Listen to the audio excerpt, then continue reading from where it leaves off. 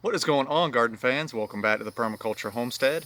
In the last 20 days, we have had 0 inches of rain, not a single drop in sight. In fact, we have shattered record temperatures for the month of May, hitting 103 degrees just last week. So, in spite of that, how's the food forest faring? Come on back and find out. If you're not already, please like, share, and subscribe. That really helps us out. God bless.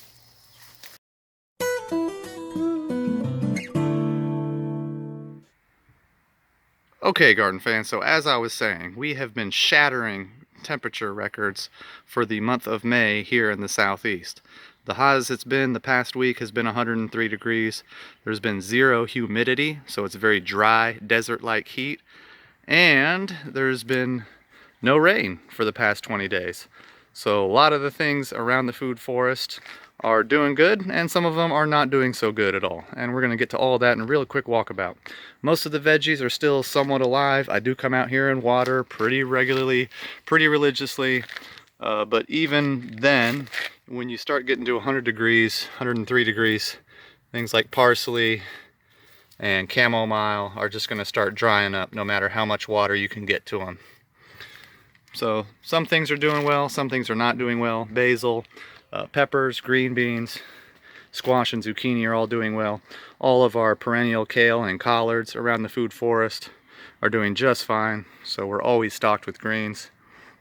Some of the more perennial items that aren't really affected by the heat are Goji Berry. These started flowering in March, and they are certainly setting tons and tons of fruit for us right now.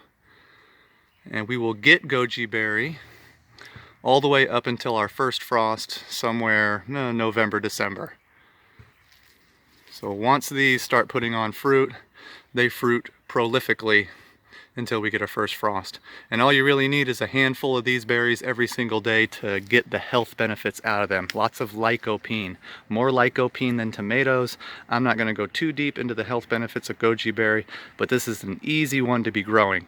I have not watered this hedge whatsoever. Mother Nature has done everything with this goji patch, and it's doing great. Other things that are doing great are the wild fruits that are used to South Carolina Zone 8 heat. Muscadines are doing just fine. They're setting plenty of fruit right now.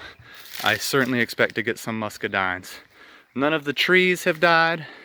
Another native one that's doing really well is elderberry. Even though it's not getting a whole lot of moisture, it's still flowering and it will be setting fruit. Some of the smaller fruits are starting to dry up in the heat. Raspberries. And like I said, once you get to about 100 degrees, just the cellular walls start to break up and get cooked. They get dehydrated like you or I would get dehydrated. Water storage. In the past 20 days, I have blown through 800 gallons of water storage. I'm down to my last 100 gallons in this tank right here. And it's been used to water all the vegetables through a drip irrigation method here in the food forest. And as I was saying last video, I do intersperse my veggies in the food forest. Most of them are doing fine, actually. Squash, zucchini, green beans, basil, peppers, more basil, green beans, squash. They're all doing fairly well. They like the shade midday here. They are kind of protected back here.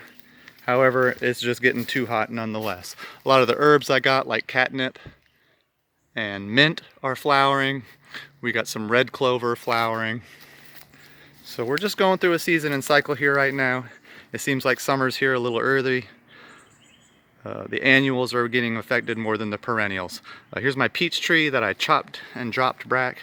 It's coming back to life. It's looking good, and I'll probably never ever let it get taller than this right here that it is right now. I think keeping it shorter is going to keep the pests, it's going to deter pests more than a tall 20-30 foot tree. And as I said in the prior videos, now that those have been pruned down, we've kind of liberated the pawpaws, and the pawpaws are now taking a role as the new canopy plants. And the pawpaws here are looking beautiful, garden fans. No problem with pawpaws whatsoever. They're truly forming patches here. Here's another one of the peach trees that I've chopped and dropped. And they're forming patches. They have nitrogen fixation in the form of autumn olive. They're being fed, they're getting light, they're getting plenty of water through the trench irrigation system I've set up back here, which gets water directly to the roots of the plants. So in spite of all the annuals that aren't looking too hot, most of the perennials are still alive and doing just fine. Mint is all kind of starting to wilt and die. Blackberries are still looking good. We're still getting blackberries. Still getting some raspberries. And it's about a pint every other day.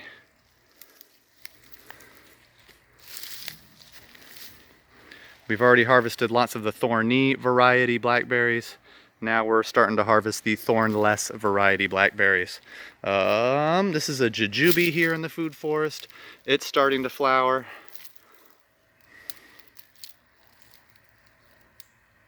There are jujube at the project site that are flowering and have set fruit. This is a wonderful plant to grow in the southeast. Drought tolerant, fairly pest tolerant.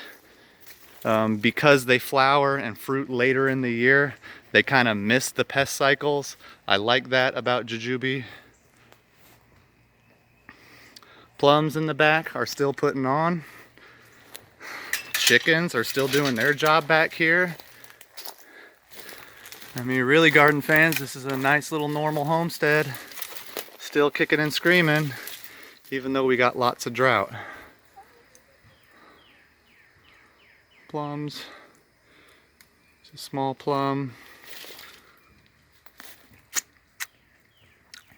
Oh, that is juicy. Even though this is small, this is so juicy and so sweet. Oh my gosh. Oh, you know what? That's good. And I'll tell you what, garden fans. Permaculture plums are different than store-bought plums because I don't over-fertilize these things, okay? I have always had small plums. However, they're sweet.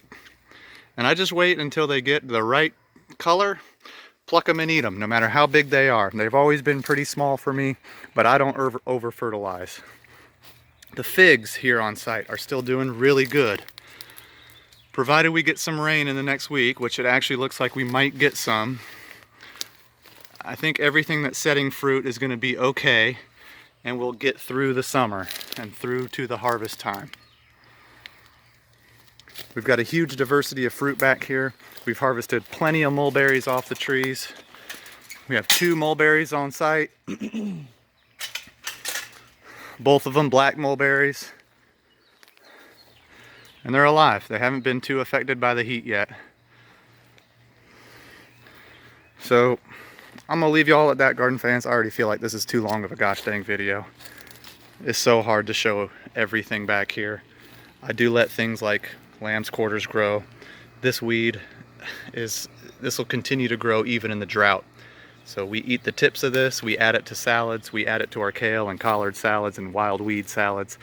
We're able to eat quite a bit of food out of here. No, it's not 100%, but we get eggs, we get fruit, we get greens and veggies, and I'm kind of happy with this.